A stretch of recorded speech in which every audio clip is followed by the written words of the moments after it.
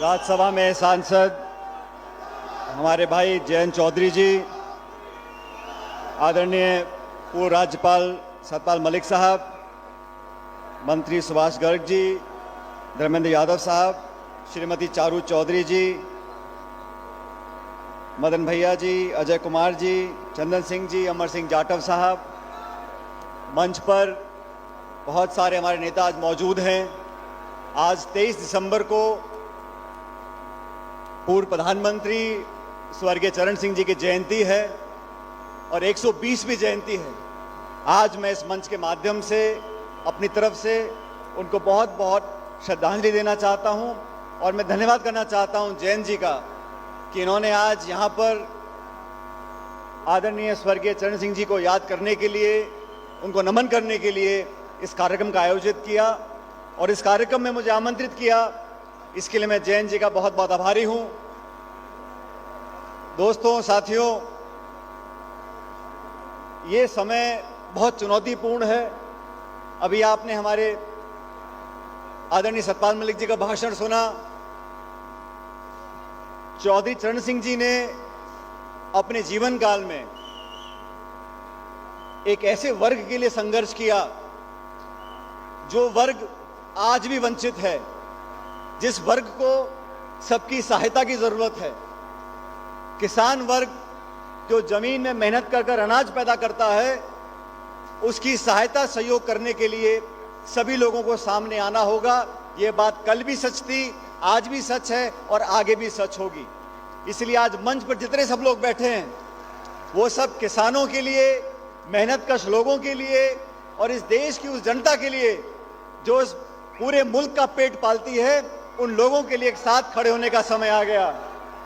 इसलिए दोस्तों, बुजुर्गों, नौजवान दोस्तों, मुझे जयंत चौधरी जी और मैं संसद में साथ रहे,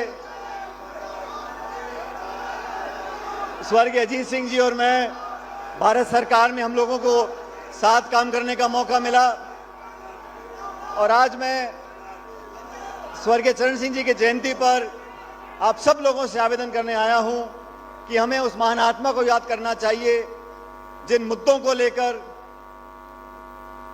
जिन लोगों को लेकर वो आगे बढ़े थे। आज जरूरत है कि सबको मिलकर काम करना चाहिए और आने वाले समय में इस समाज में जो चुनौतियां हैं, अगर उन चुनौतियों का सामना करना है तो सबको मिलकर करना पड़ेगा। केंद्र की सरकार ने जो 3 कृषि कानून लागू किए थे, हजारों लाखों किसानों ने दिल्ली की घेराबंदी करी। जयंत जी ने पूरे पश्चिम उत्तर प्रदेश में मुहिम को साथ दिया और अंत में केंद्र सरकार को अपना सर झुकाकर माफी मांगकर वो तीनों काले कानून वापस करने पड़े। ये इस बात को दिखाता है जब किसान एकजुट हो जाएगा, जब किसान की बात को मजबूती मिलेगी तो बड़े से बड़ी ताकत को हमारे सामने झुकना पड़ेगा।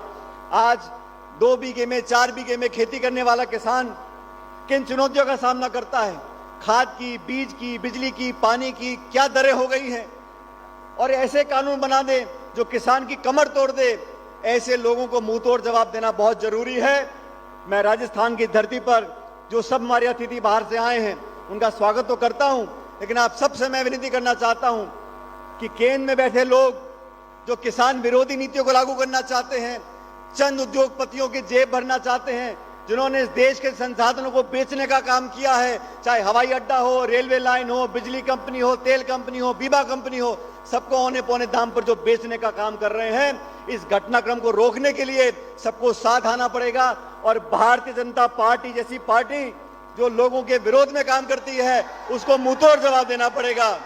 मैं तमाम नौजवान साथियों को आह्वान करना चाहता हूं, जयंत जी, आप उत्तर प्रदेश में या बाकी राज्यों में हम सब लोग मिलकर भारतीय जनता पार्टी को, अगर हम सब लोग इकट्ठा मिलकर काम करेंगे तो कोई कितनी बड़ी ताकत लेकर आ जाए, लेकिन किसान के सामने उसको झुकना पड़ेगा।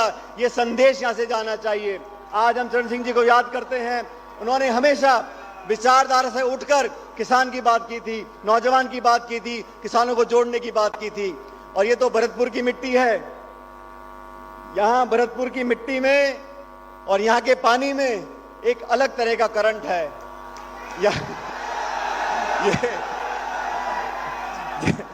जैन जी, ये वो भरतपुर है जहां स्वर्गीय राजेश पायलट जी ने अपना पहला चुनाव लड़ा था। मैं उस वक्त 3 साल का था और तब से यहां की जनता ने, 36 कौम के लोगों ने, चारों धर्म के लोगों ने मुझको, मेरे परिवार को असीम प्रेम और प्यार दिया है। इसलिए यहां की जनता का ऋण भरतपुर के लोगों का, भरतपुर के मतदाताओं का, यहां जितने नौजवान आपको दिख रहे हैं, ये शायद पैदा नहीं हुए थे 1980 में, लेकिन ये सब जानते हैं कि इस मिट्टी से हमारा जो लगाव है उसे दुनिया की कोई ताकत नहीं तोड़ सकता। और इस लगाव की खातिर मैं आपको यह आश्वासन देना चाहता हूं कि जिस मुद्दे को लेकर आप भी लिखने हैं सदन में, सड़कों पर, हमारे राहुल गांधी जी यात्रा कर रहे हैं, लोगों को जोड़ने की बात करते हैं, महंगाई, भ्रष्टाचार, भुखमरी, बेरोजगारी, इन सब मुद्दों से जूझने के लिए हम सबको मिलकर संघर्ष करना पड़ेगा। और मुझे पूरा विश्वास है 2024 का जब चुनाव आएगा, ये जो भाजपा का गठबंधन है, अगर सब लोग उत्तर, पूर्व, दक्षिण मिलकर काम करेंगे तो केंद्र की सरकार को भी हम लोग हटाएंगे और यहाँ पर किसानों को आगे बढ़ने का मौका हमें मिलेगा। आज आपने मुझे यहाँ पर आमंत्रित किया, मैं आपका धन्यवाद करना चाहता हूँ। आपका राजस्थान आप आए, आपका स्वागत करना चाहता हूँ और यहाँ के 36 कौम के लोगों से आवेदन करना चाहता हूँ, आने वाले समय में मिलकर काम करेंगे और जो वादे किए हैं उन वादों को हम पूरा करेंगे। मेरे साथ जोरदार नारा लगाना, बोला गिरिराज महाराज की। अरे भले आदमियों, इतने लोग आए बाहर से और आवाज आपकी निकल नहीं रही। बोला गिरिराज महाराज की। गर्ग साहब कहाँ हैं? गर्ग साहब बोले, आप भी नारा देना, गर्ग साहब भी। बोलो गिरिराज